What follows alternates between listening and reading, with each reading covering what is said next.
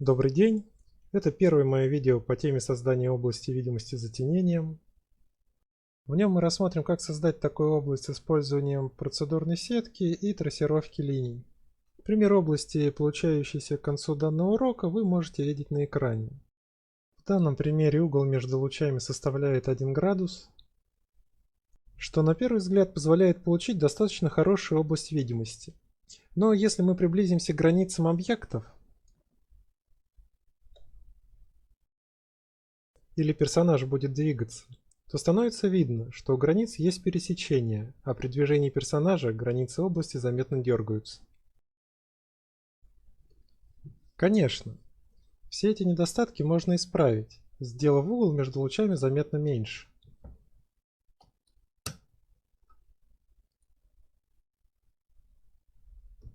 Но в таком случае становится весьма заметным влияние области видимости на производительность.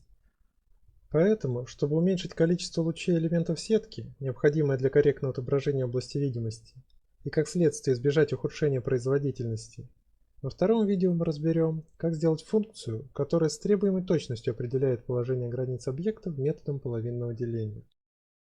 Сейчас вы можете видеть пример области с включенной функцией по определению границ. В этом примере угол между базовыми лучами, которые показаны красным, составляет 20 градусов. Но область видимости отрисована заметно точнее, чем в предыдущем примере, и при движении персонажа границы области не дергаются. Точность определения границ 1/100 градуса.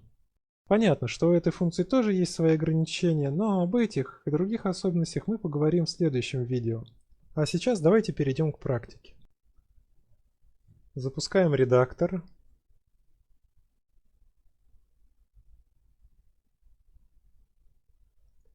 Выбираем категорию Games.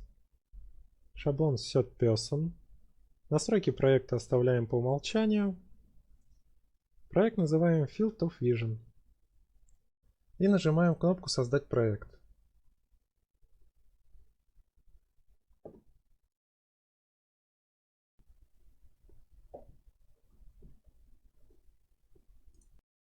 Переходим в папку SetPerson BP, Blueprints и запускаем SetPerson Character.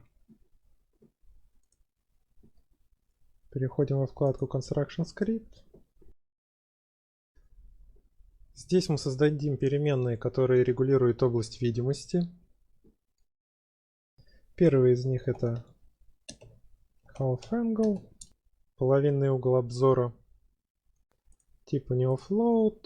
Делаем его редактируемым и помещаем в категорию Field of Vision под категорию Base.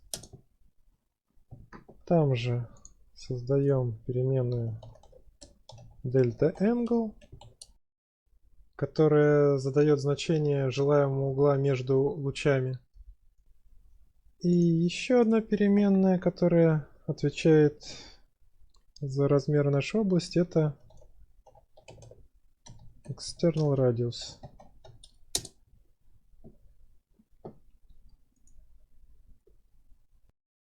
Давайте зададим значение по умолчанию.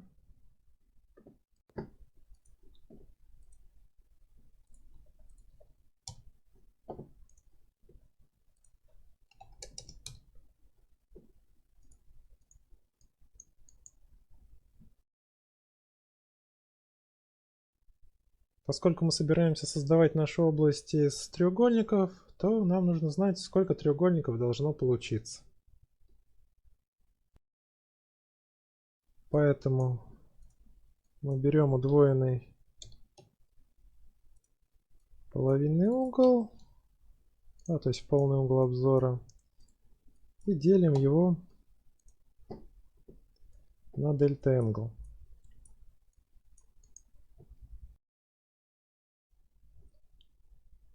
Получившийся результат округляем до целого в большую сторону.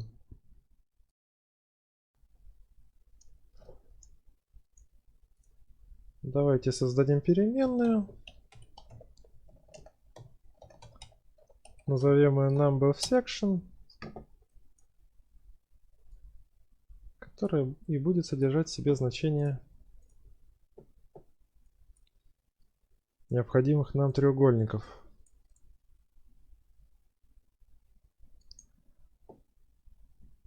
Давайте поместим эту переменную в категорию Field of Vision, но подкатегория будет не base, а вспомогательная.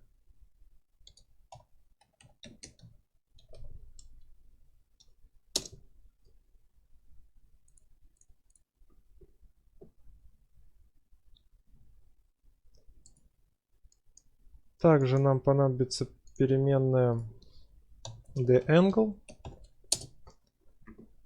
типа float.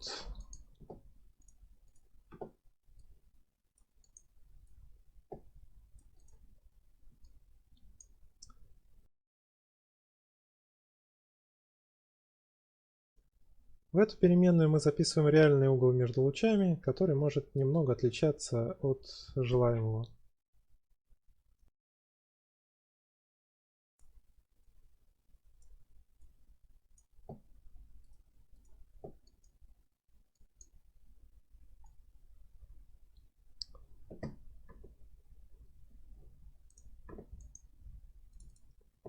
Дальше мы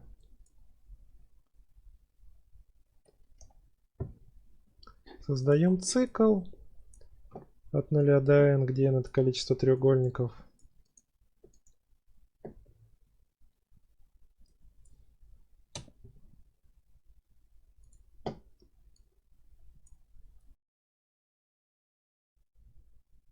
Теперь нам нужно определить, на какой угол должен повернуться луч относительно forward вектор.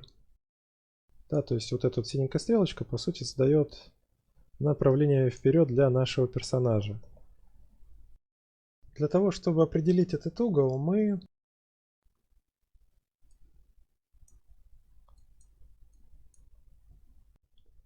умножаем номер луча на d-angle и вычитаем половинный угол.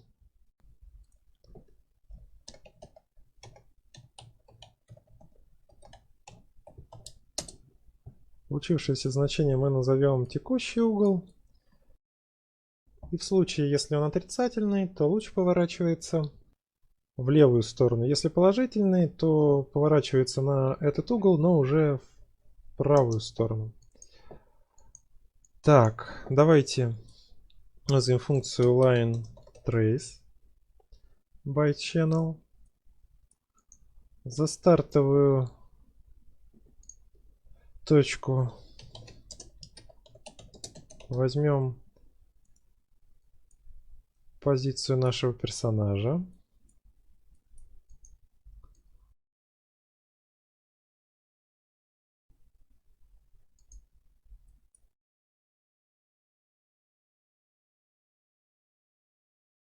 А чтобы найти конечную точку, мы повернем forward вектор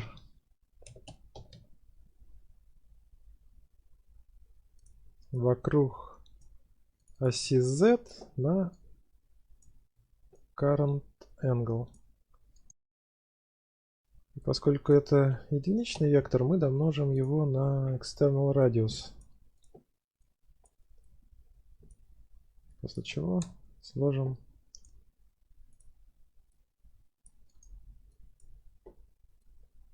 с geotector location и получим конечную точку.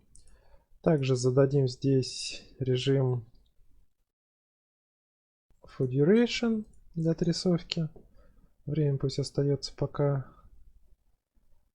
5 секунд. И давайте посмотрим, что получается. Ну что же, вот у нас получился такой веер. Давайте создадим дополнительные переменные, которые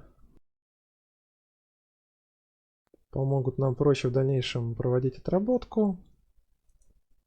Это будет у нас переменная типа draw debug trace под названием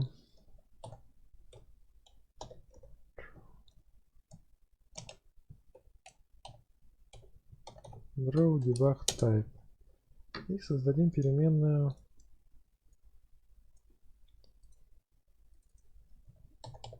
draw debug time, который будет отвечать за длительность отрисовки. Так, еще давайте сразу же сделаем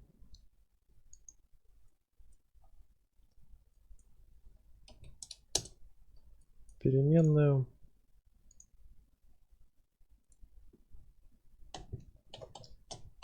логическую rebuild.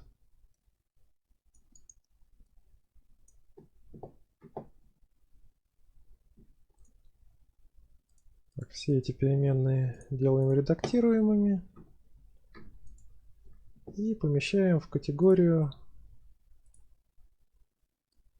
Field of Vision Debug.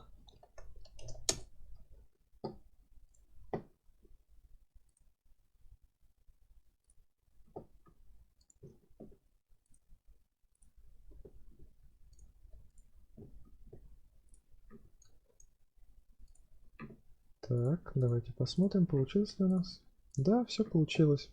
Например, переменная rebuild позволяет заново вызывать construction script, когда мы меняем ее значение.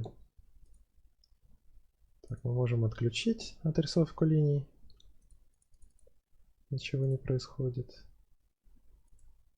Можем сделать отрисовку только в течение одного тика. Можем поменять время отрисовки. То есть теперь эти линии будут отображаться 10 секунд. Давайте наведем некоторый порядок здесь. Например, вот эти узлы поместим в новую функцию под названием start.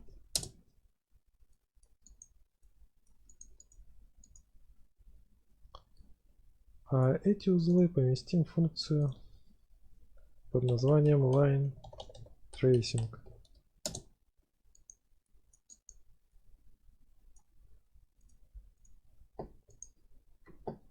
Логичная ошибка. В новой функции нет такой локальной переменной. Давайте создадим.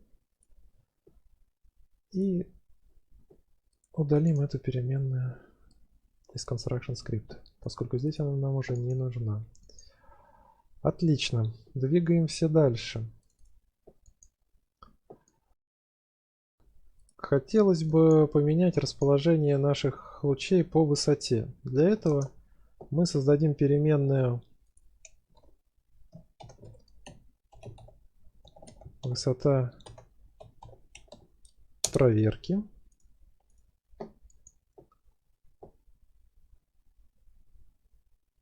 И создадим вспомогательную переменную startPoint.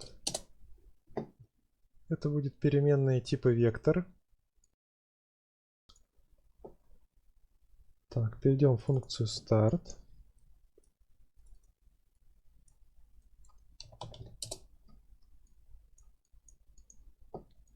И давайте зададим нашу startPoint здесь. Мы вычитаем из height of check 100 для того, чтобы высоте 0 соответствовало расположение лучей на уровне пола.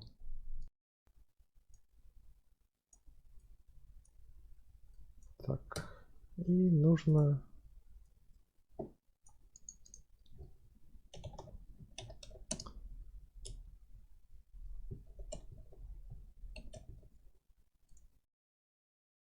сложить это с положением объекта. Давайте вернемся в line tracing и заменим getActorLocation на переменную startPoint.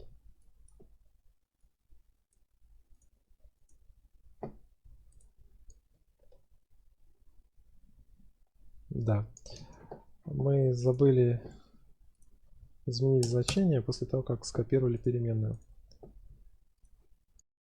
На уровне пола мы, получается, не видим. Давайте чуть повыше отрисуем. Вот, например, на уровне 5 сантиметров. Можем отрисовать на уровне глаз, например.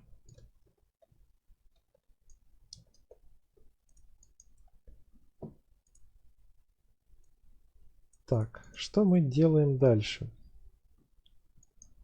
Теперь мы создадим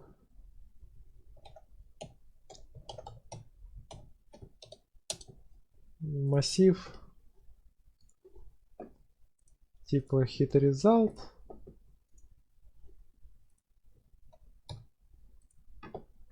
в который соберем все результаты выполнения трассировки линий.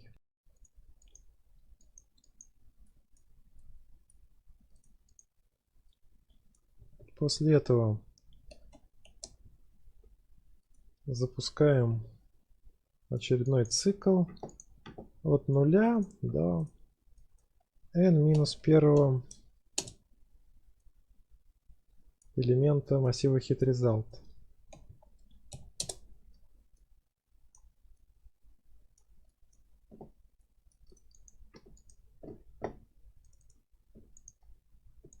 Создаем локальную переменную и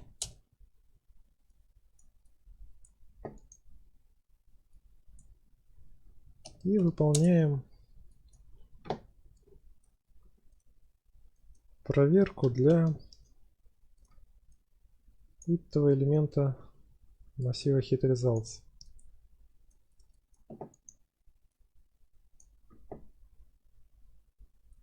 Для этого мы разворачиваем структуру и смотрим, столкнулся ли луч с каким-нибудь препятствием. В случае, если столкнулся, то в качестве точки для построения треугольника мы возьмем точку столкновения.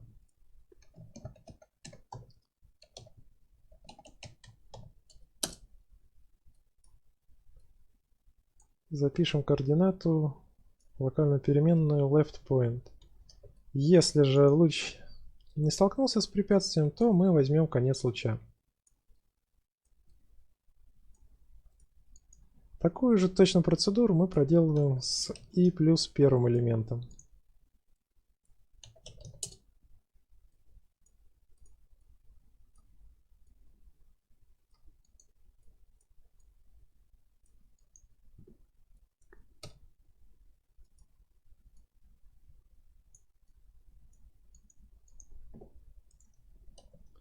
И результат записываем в локальную переменную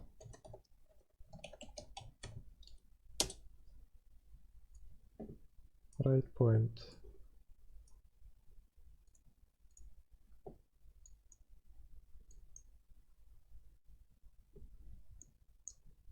Теперь нам нужно добавить компонент процедурная сетка.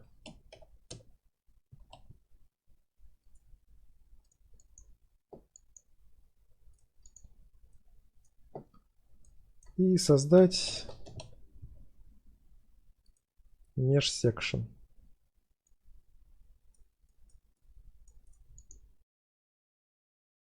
Номер у нас будет и. Массив вершин мы сейчас сделаем. На вход vertices подается массив из вершин, который будет использоваться при построении секции. В нашем случае мы строим только один треугольник, поэтому задаем 3 вершины. Это должны быть start point, left point и right point. Но поскольку функция createMesh использует относительные координаты, то нам нужно вычесть start point из каждого вектора. В принципе, первый элемент мы могли бы просто оставить нулевым вектором.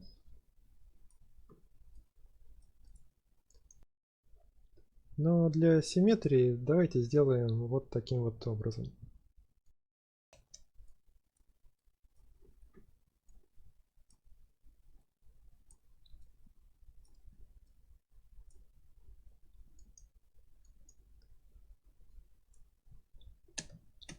на вход Triangles нам нужно передать порядок обхода вершин. Поскольку у нас один треугольник, то у нас будет только 3 элемента. И здесь нужно задать 0, 2, 1. То есть возьмем сначала start point, потом right point и уже после left point. Для того, чтобы нормаль была направлена в нужную сторону. Давайте проверим, что все так. Да, действительно, мы видим область видимости. Если бы мы тут ошиблись и задали бы, например, 0,1,2, сетка тоже бы построилась. Но, чтобы увидеть ее, нужно было бы смотреть снизу. Поэтому возвращаем все в прежнее положение.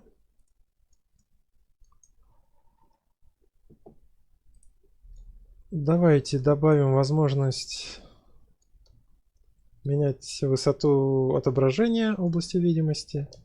Для этого создаем переменную height of show.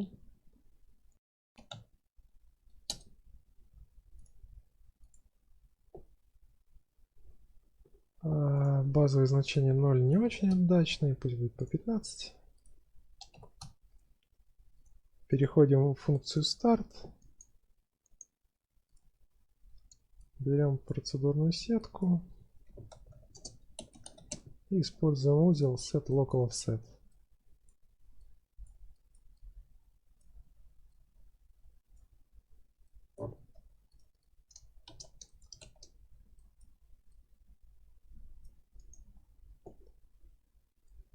Только вместо высоты проверки ставим высоту отображения. Так. Вот сейчас, например, у нас все показывается на высоте 15 сантиметров. Можем переместить проверку на высоту 170. А теперь, например, и область 170. 15. Тоже 15.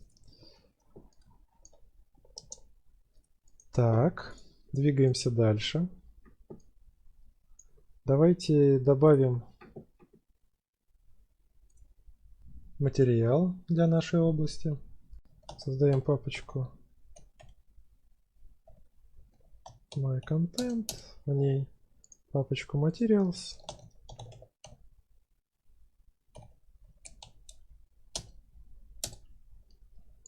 А в ней базовый материал. Сразу же делаем из него Material Instance. Заходим в материал, Blend Mode устанавливаем на Translucent полупрозрачный. Создаем параметр Base Color. Пусть будет зеленый, полупрозрачный. Нажимаем сохранить.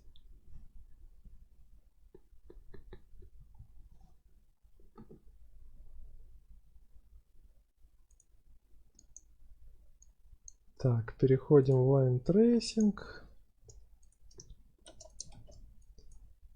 и устанавливаем материал. Материал устанавливается для конкретной секции. Так что если мы, например, здесь зададим индекс 0, да, то у нас только первый треугольничек будет с новым материалом. Давайте это исправим.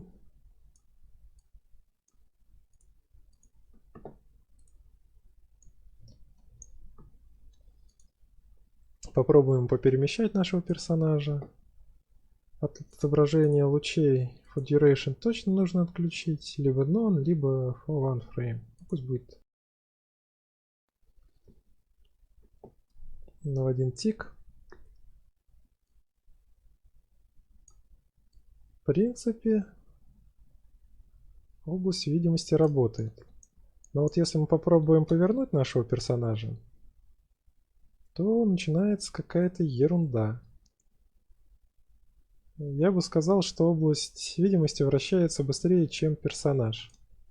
То есть при повороте на 45 градусов она у нас уже повернулась на 90. На самом деле так оно и есть. Область видимости вращается в 2 раза быстрее, и это связано с тем, что мы задаем относительные координаты на вход процедурной сетки. То есть она повернута сразу на угол альфа, но и персонаж еще при этом поворачивается на угол альфа, поэтому угол получается удвоенным. Для того, чтобы это исправить, мы довернем нашу процедурную сетку назад. Для этого будем использовать узел setRelativeRotation.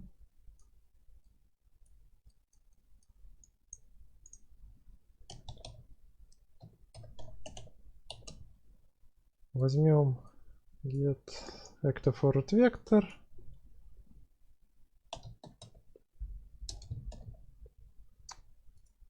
Получим ротатор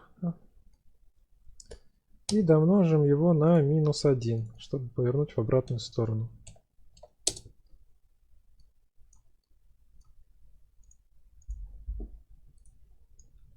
Давайте проверим. Да, теперь область видимости ведет себя так, как положено. Основные настройки мы с вами уже сделали. Давайте, наверное,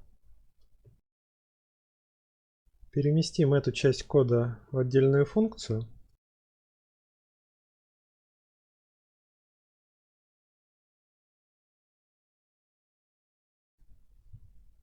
И назовем ее Create Procedural Mesh.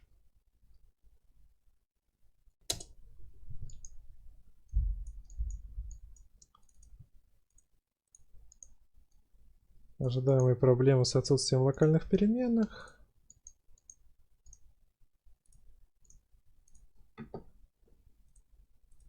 Давайте уберем их из Line Trace.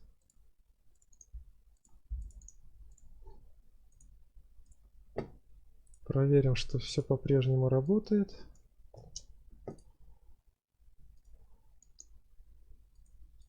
И давайте перейдем во вкладочку Event Graph.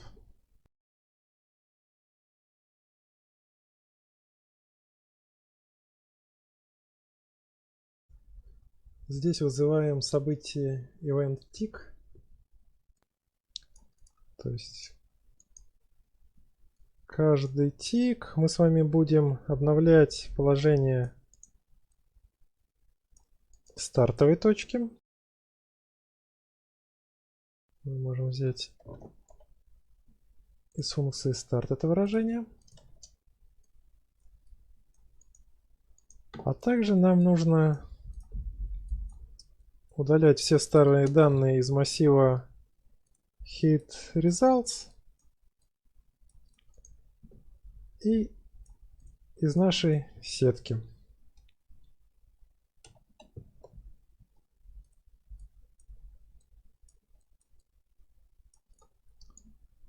После этого можно вызывать функцию LineTracing.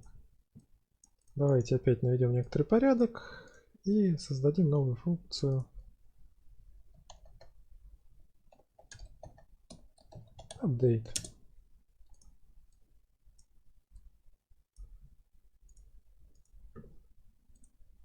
Давайте посмотрим, что получилось.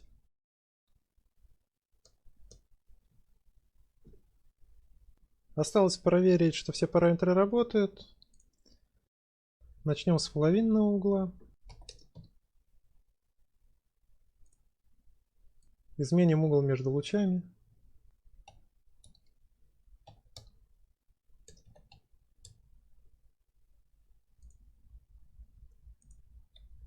Увеличим дальность отрисовки. Изменим высоту проверки. Высоту отрисовки. Вернем все на место. Как видите, все параметры работают. Поэтому на сегодня это все. Спасибо за внимание. Ставьте лайк, если видео вам понравилось. Подписывайтесь на канал. А продолжение смотрите в следующем видео.